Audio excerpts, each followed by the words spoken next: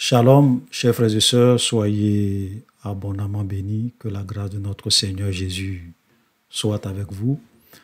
Alors aujourd'hui dans cette vidéo, je voudrais vous faire trois annonces, voilà, trois annonces importantes pour la suite des choses, pour la suite des temps, voilà. Et la première des annonces, c'est que à partir de la vidéo prochaine, ou bien à partir des prochaines vidéos, nous allons commencer une étude sur l'histoire et la vie de Daniel. Voilà, l'histoire et la vie de Daniel. Et ça sera un peu spécial parce que je vais le faire d'une manière un peu particulière. Ok, je ne vais pas le faire comme on a fait, parce que quand on parlait de l'histoire d'Élie, par exemple, on n'a pas fait une étude chapitre par chapitre sur la vie d'Élie. Ok, voilà. Donc, mais sur la vie de Daniel, nous allons vraiment non seulement parler de son histoire et de sa vie, mais nous allons faire une étude chapitre par chapitre du livre de Daniel. Pourquoi je veux procéder ainsi? Parce que il y a beaucoup de frères, même dans le passé, et même tout dernièrement, il y a un frère aussi qui m'a posé cette question. Les gens veulent souvent comprendre les visions prophétiques de Daniel. C'est-à-dire que les visions prophétiques de Daniel, les gens veulent vraiment comprendre. OK? Et souvent, effectivement, ces visions-là, il y a des visions de Daniel qui ont des similitudes avec la vision de Jean dans le livre de l'Apocalypse. Et donc, on va essayer de vraiment expliquer les choses en détail pour que les gens puissent vraiment comprendre. Surtout qu'aujourd'hui, malheureusement, souvent les gens interprètent mal ces visions prophétiques. Ils disent des choses qui ne sont pas vraiment correctes, qui ne sont pas justes. Donc, dans cette étude, chapitre par chapitre, on va donc parler de la vie de Daniel et on va aussi mettre l'accent sur l'explication des visions prophétiques de Daniel. Ok, ça sera aussi, je dirais, la première fois qu'on fait une étude chapitre par chapitre sur un livre de l'Ancien Testament. Voilà, parce que jusque-là, toutes nos études chapitre par chapitre concernaient plus les livres du Nouveau Testament. Et donc, on va essayer de faire cette étude-là. Ça sera vraiment très intéressant. C'est vrai que on a déjà fait pas mal d'autres vidéos. Hein. On a fait des vidéos où on a parlé de la vie de Caïn. Donc, vous pourrez regarder cette vidéo, la vie de Caïn. On a parlé de la vie de Job. Donc, vous pourrez aussi regarder cette vidéo. Et puis, on a aussi parlé de l'histoire de Balaam. De l'histoire de Balaam et de Balak. Où j'ai essayé d'expliquer un peu la doctrine de Balaam. Donc, vous pourrez vraiment suivre toutes ces vidéos dont les numéros s'affichent pour voir toutes ces différentes histoires que nous avons expliquées concernant qui étaient dans l'Ancien Testament. Vous savez, c'est vraiment important. Pourquoi? Parce que lorsque nous lisons, par exemple, 1 Corinthiens, chapitre 10, le verset 11, la Bible dit « Car ces choses leur sont arrivées pour servir d'exemple. Elles ont été écrites pour notre instruction à nous qui sommes parvenus à la fin des siècles. » Voilà. Donc, tout ce qui est dans l'Ancien Testament, la vie ou bien l'histoire du peuple d'Israël, voilà, toutes ces choses-là ont été écrites pour notre instruction, pour nous servir d'exemple. À nous qui sommes parvenus à la fin des siècles, en un mot, à nous les chrétiens. Donc, il est très important de comprendre que l'Ancien Testament fait aussi partie de la parole de Dieu. Parce que souvent, quand je suis en train de faire, quand j'essaie d'expliquer l'ancienne alliance et la nouvelle alliance et essayer d'expliquer un peu certaines différences, certaines choses qui étaient dans l'Ancien Testament qui ne nous concernent plus aujourd'hui, nous les chrétiens, il y a souvent des gens qui ne me comprennent pas très bien, qui disent « Ah, mais est-ce que tu es en train de dire que l'Ancien Testament n'est plus la parole de Dieu ?» J'ai jamais dit ça. J'ai jamais dit que l'Ancien Testament n'est pas la parole de Dieu, qu'on doit rejeter l'Ancien Testament et se concentrer sur le Nouveau Testament. Non. Ce que je dis, c'est que il y a des choses qui se faisaient dans l'Ancien Testament qui étaient l'ombre des choses à venir. Et donc, quand Christ est venu, qu'il a tout accompli, ces choses-là ne sont plus pour nous les chrétiens. Voilà, et souvent je prends des exemples. Vous allez dans l'Ancien Testament, il y a des animaux qu'on devrait manger, il y a des animaux qu'on ne devrait pas manger. Donc il y a des animaux qui étaient impurs, il y a des animaux qui étaient purs. Mais quand on vient dans la Nouvelle Alliance, la Bible nous dit, mangez de tout ce qui se vend sur le marché. Donc un chrétien n'a pas de totem, il mange tout. Voilà. Maintenant, si quelqu'un a des préférences pour dire que moi, j'aime pas ça, moi, je ne mange pas ça parce que je n'aime pas. Bon, ça, c'est un choix. Ça, ce sont des choix personnels. Mais ce n'est pas parce que c'est interdit dans la parole de Dieu. Voilà. OK? Donc, il y a plein de choses comme ça. Par exemple, le divorce dans l'Ancien Testament. On pouvait divorcer pour n'importe quelle raison. Ça, c'était dans la loi de Moïse. C'est-à-dire que tu trouves une femme, si tu trouves un défaut en ta femme ou bien fait des choses que tu n'aimes pas, tu écris une lettre de divorce et tu remets cette lettre-là à la femme. Et elle prend ses bagages, elle sort de chez toi, elle peut devenir la femme de quelqu'un d'autre. C'est pour cela que les Juifs posent la question à Jésus, est-il permis à un homme, dans Matthieu 19, de répudier sa femme pour n'importe quelle raison? Jésus l'a dit non. Ils disent, mais pourquoi Moïse? Et Jésus l'a dit, c'est à cause de la dureté de votre cœur que Moïse vous a permis de faire ça. Au commencement, il n'en était pas ainsi. Celui qui répudie sa femme, sauf pour cause d'infidélité, et qui épouse une autre comme un adultère. Donc bon, j'ai déjà expliqué tout ça dans des vidéos où je suis rentré un peu dans les détails, donc je ne vais pas revenir sur ça ici. Donc vous comprenez? Donc c'est vraiment très important lorsque nous lisons l'Ancien Testament, ou bien lorsque nous lisons l'Ancienne Alliance, les choses qui étaient dans l'Ancienne Alliance, que nous puissions lire cela à la lumière du Nouveau Testament. Amen. Très important. Il y a des gens qui vont dans les psaumes où David dit, Seigneur, tue mes ennemis, qu'ils meurent, qu'ils font ceci, et puis ils prennent ça et disent, ah Seigneur, que mes ennemis physiques, que les hommes qui sont mes ennemis, que les sorciers qui sont mes ennemis meurent physiquement. Vous êtes dans l'erreur. Parce que quand on vient dans la Nouvelle Alliance, Jésus dit, aimez vos ennemis. Dans l'Ancien Testament, les gens n'étaient pas appelés à aimer leurs ennemis.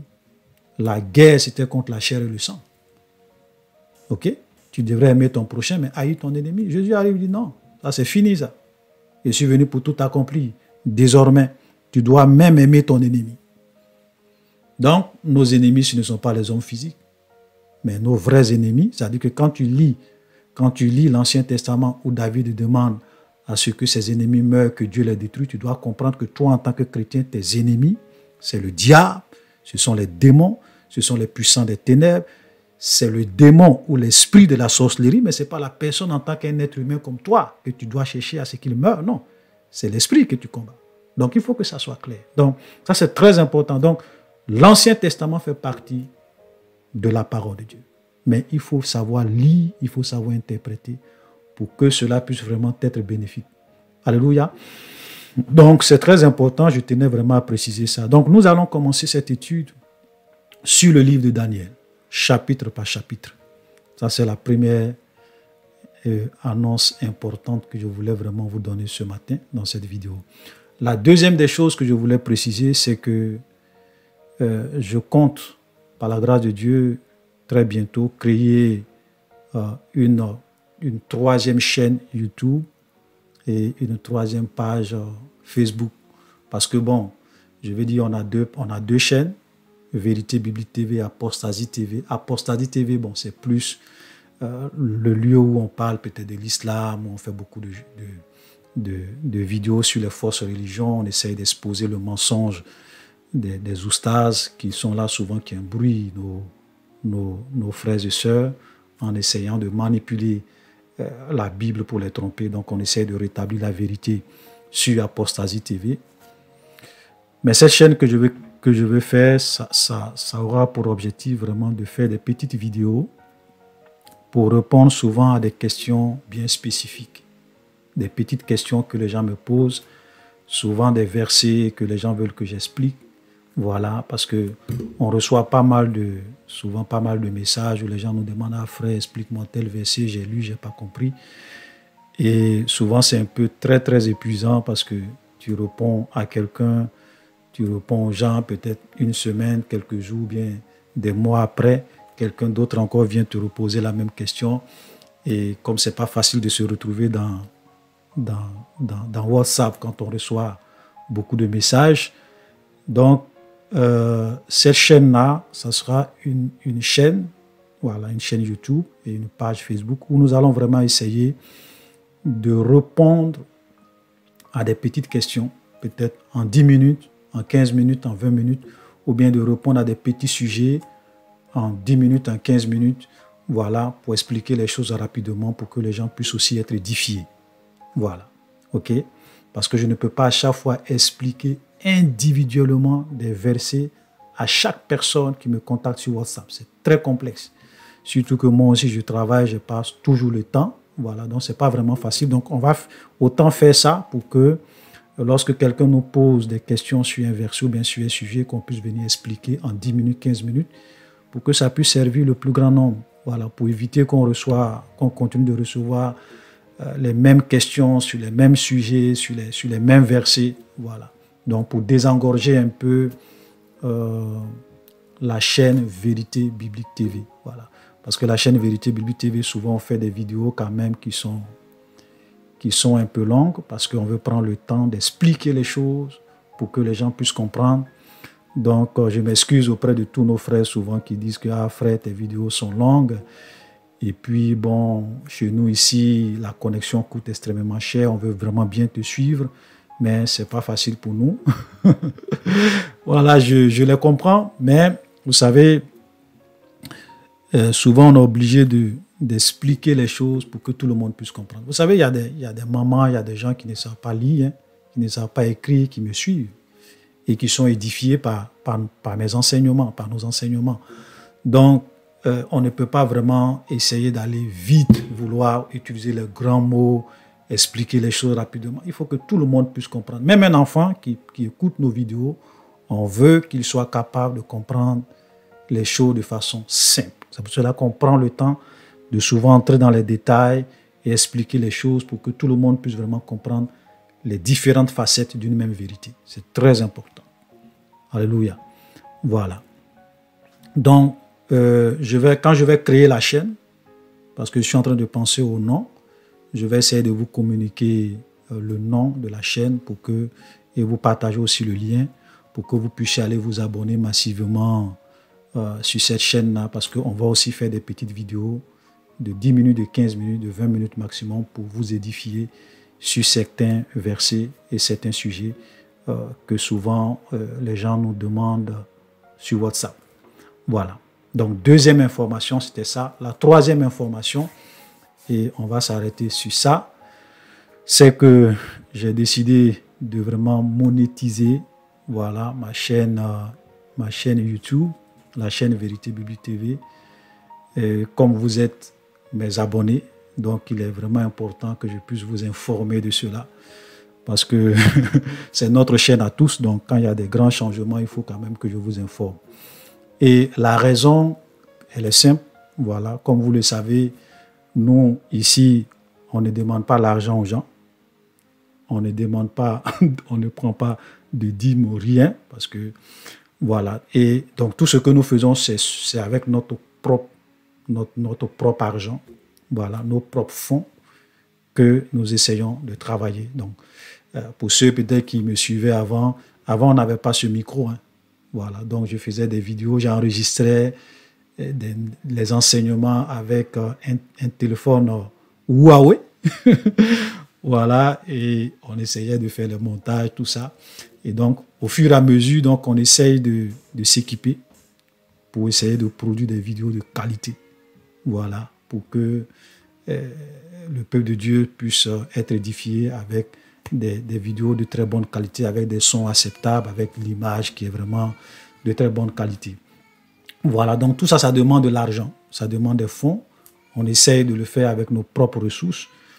Mais bon, je vais dire, si on a la possibilité de permettre à YouTube de passer des publicités de quelques secondes, et puis, bon, on reçoit même si ce n'est pas grand-chose, hein, parce que pour pouvoir avoir de grands moyens, il faudrait que tu aies des chaînes qui font peut-être des centaines de milliers de vues. Mais de toute façon, avec ce que nous-mêmes nous apportons, et puis ce que peut-être YouTube va nous donner, si les choses fonctionnent d'une certaine manière, c'est pour cela qu'on vous prie vraiment de partager nos vidéos, de permettre à ce que d'autres personnes puissent vraiment regarder ces vidéos, être édifiées, apprendre et être enseignées.